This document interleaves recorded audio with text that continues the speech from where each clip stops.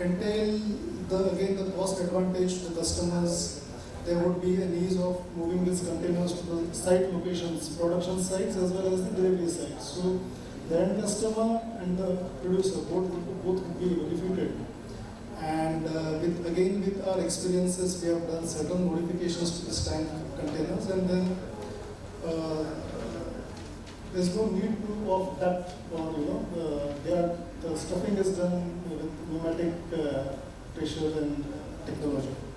So that is one area which we intend to focus and capitalize in the future as an organization. And then we have a co-panelist, Ramesh from CJ Darcel. They are our business associates also of one of the strong business associates of Concor. They have their own fleet of containers wherein they are carrying good numbers of steel commodity through Concor, steel coils, various dimensions. We are good suppliers, good service providers for Tata Group as well as Jindal and a couple of other clients also. And besides, they have their own fleet of containers, and we have acquired and we are in the process of acquiring furthermore containers for this 40-feet containers, open top containers. These are specialized boxes. And again, clients are benefiting in terms of the tonnage because they are heavy duty containers. And then we have also acquired some heavy duty rigs which permit us to increase the carrying capacity and the tonnage.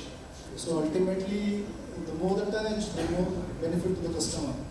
So the per tonnage cost has gone down for the clients by the acquisition of these rigs, by the acquisition of these containers. So these are the areas. Then besides this, on the green energy front, Concor has already ordered and acquired few reach stackers which are green reach stackers which are operated by the batteries. So battery operated reach stacker is another area which is not actually on the client side but on our supplier side, on the carbon credit side. We intend to increase our fleet of reach stackers, battery operated reach stackers, which would account the carbon credits to Concor. Besides this, in the trailers, first mile, last mile transportation business, we have a fleet of LNG trailers. We have 100 plus LNG trailers owned by Concor as on date, and we are in the process of acquiring few more LNG trailers in the long run. So these are the areas.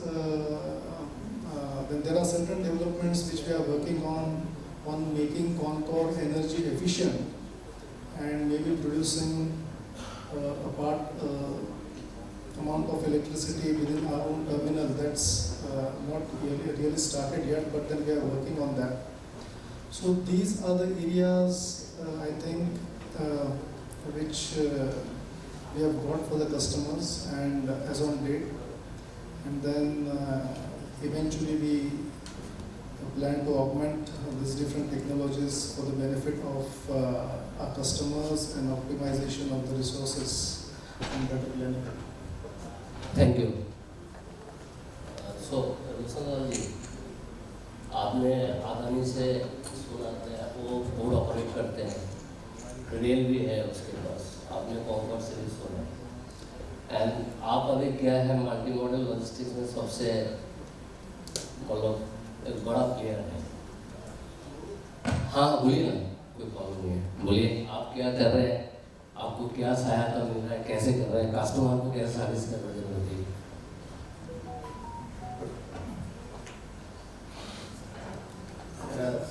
सभी को नमस्कार। मैं हिंदी में बोल पाऊंगा।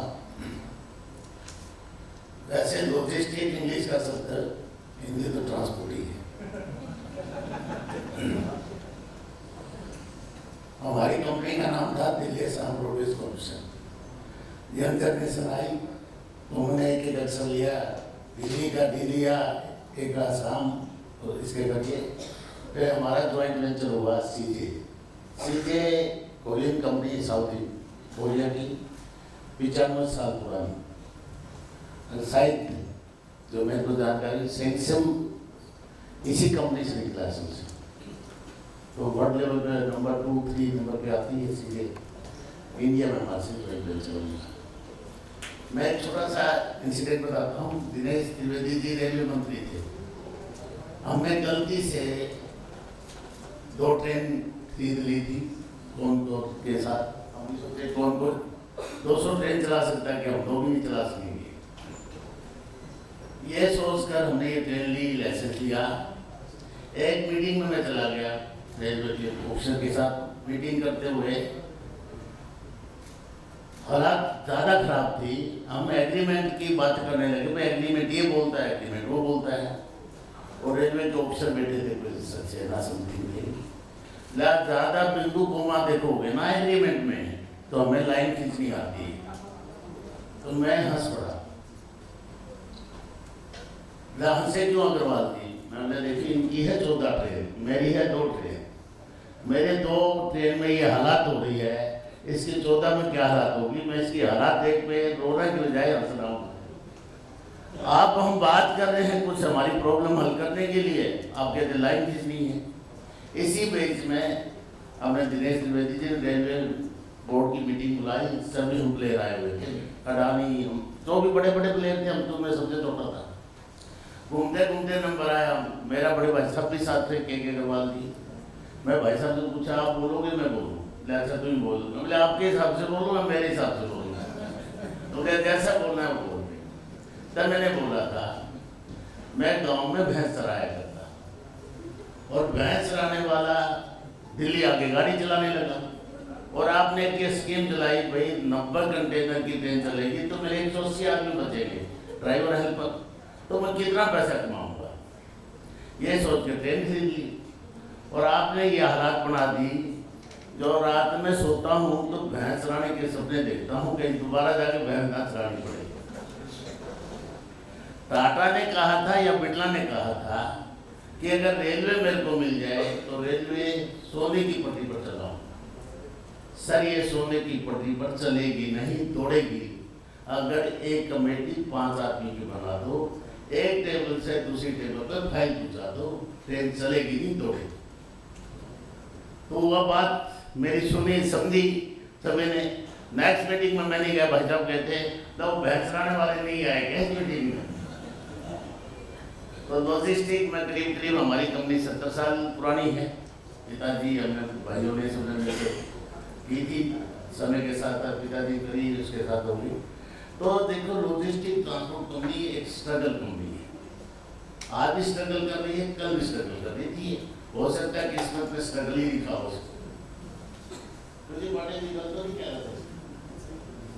देखो कहाँ का माल कहाँ ले जाना है, कैसे ले जाना है। तो मैंने कहा कस्टमर को भगवान मानते हैं तो हमारे ड्राइवर हनुमान हैं। इन ड्राइवरों को हनुमान समझकर इनका ख्याल रख लोगे, ये ट्रेड जोड़ेगा, और ट्रेड जोड़ेगा तो राष्ट्र भी आगे बढ़ेगा।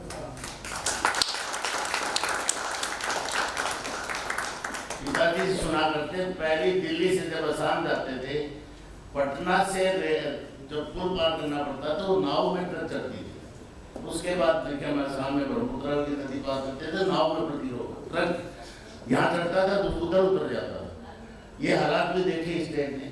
आज रोड की देखो हालात बहुत अच्छी होगी तो देश चल भी रहा है, गाड़ियाँ बढ़िया हो गई है, परंतु सिस्टम वही पुराना है। सिस्टम जब तक नहीं बदलेगा तो रोड कितनी बढ़िया बना लो, कितना भी कुछ कर लो, सिस्टम बनाना पड़ेगा।